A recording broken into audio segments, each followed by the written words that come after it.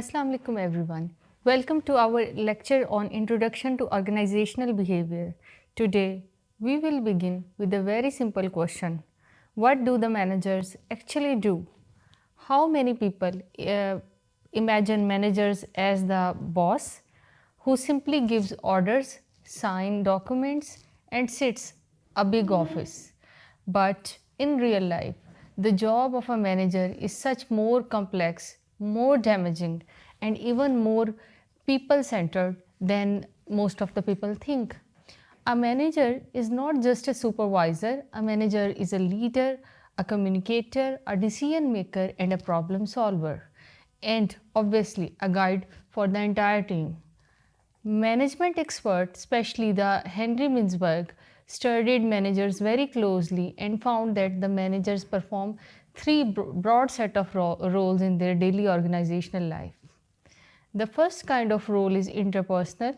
This means that the manager spends a lot of time interacting with people, greeting the visitors, attending the meetings as representatives, and leading the teams, motivating the employees, and maintaining good relationship inside and outside the organization.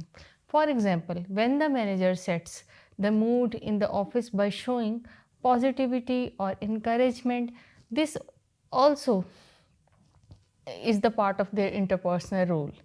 If the departmental head welcomes a new employee and helps that person feel comfortable, that is their managerial work. If a manager visits a supplier or talks to a partner company, that too is a managerial work. The second type of role is informational. Managers act as informational hub in the organization. They constantly monitor what is happening inside and outside the company. They read the reports, observe the employees' performance, study the market, and gather all sorts of data. But they do, uh, but they do not generally keep this information to themselves. They also share it with the employees and update them about the company, its policies, new projects, and upcoming changes. When necessary, they also represent the organization to outsiders, like in the press conferences or in the business presentations. So, the communication is very big part of what the managers do. The third and perhaps the most important set of roles is the decisional role. Managers are mostly the decision makers. They solve problems, allocate budgets, approve the resources, negotiate with the suppliers, and settle the conflicts between employees and make the difficult choices that determine the future of organization. Think for a moment. When a company wants to launch a new product, who decides the timing, the budget, or the marketing strategy? A manager, when the employees have a conflict or misunderstanding, who steps in to resolve the issue?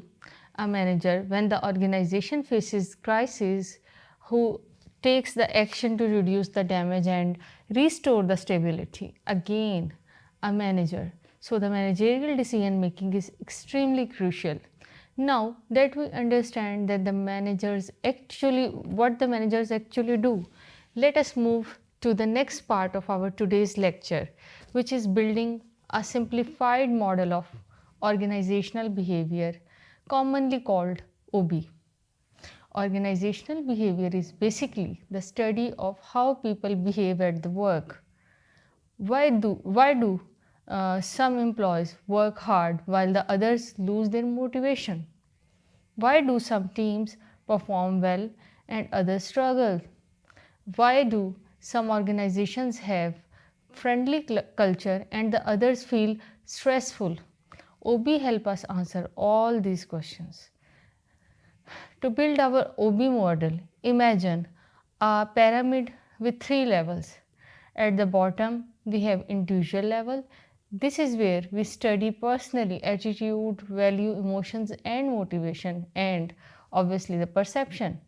Every person brings their own thoughts, habits, experiences into the workplace, and these personal factors shape their behavior. For example, One employee might be naturally optimistic with another. On the other hand, the other employee may worry very easily. One employee might learn quickly while the other needs more time to learn.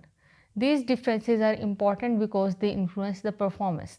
The next level is group level. Organizations do not run through individual working alone. People work in teams, departments, and committees. At this level, we study leadership, communication, teamwork, power, and conflict.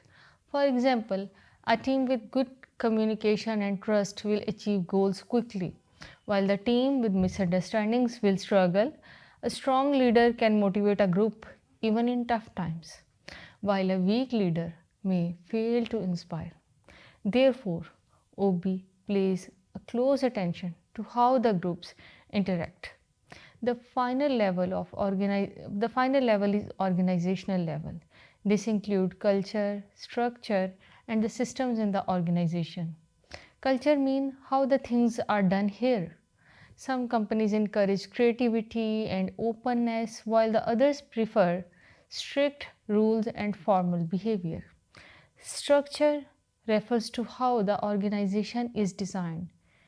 Is it centralized or is it decentralized? Are there many layers of hierarchy or a flat structure?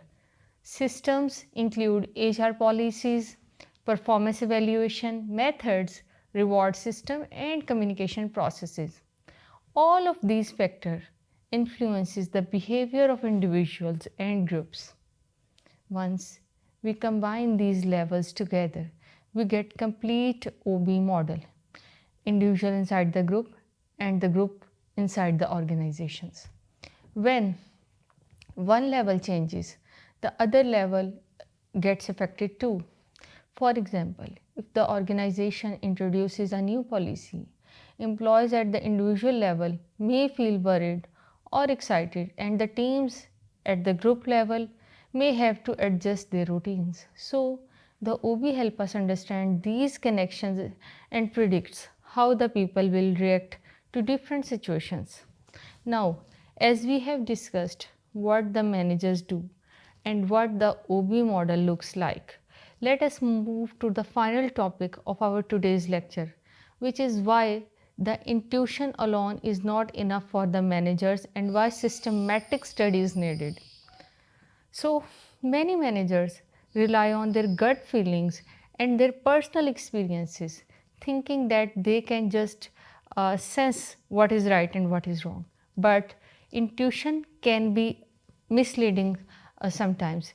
It is the emotional, biased, and based on you can say limited personal experience. For example, a manager might select a job applicant just because the applicant seems to be confident in the interview, ignoring the fact that the confidence alone doesn't guarantee good performance.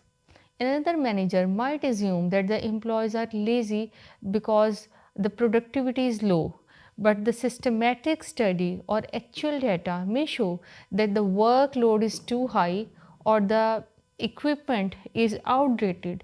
So, the intuition can create some false assumptions sometimes. Systematic study, on the other hand, relies on data, fact, research, and evidence. Through systematic study, managers collect information, analyze patterns, and make their decisions based on proven results. For example, research shows that employees who feel respected perform better. This is not a guess, it's backed by the evidence. Research also shows that the employee motivation increases when the efforts are recognized. Again, this is systematic knowledge, not an intuition. So, the managers should balance both. They should use intuition for quick decisions but rely on systematic study for accurate and long term decisions. This concludes our part 1 of today's lecture. We will be back in part 2 with a separate agenda regarding to OB. Till then, take good care of yourself. Allah Hafiz.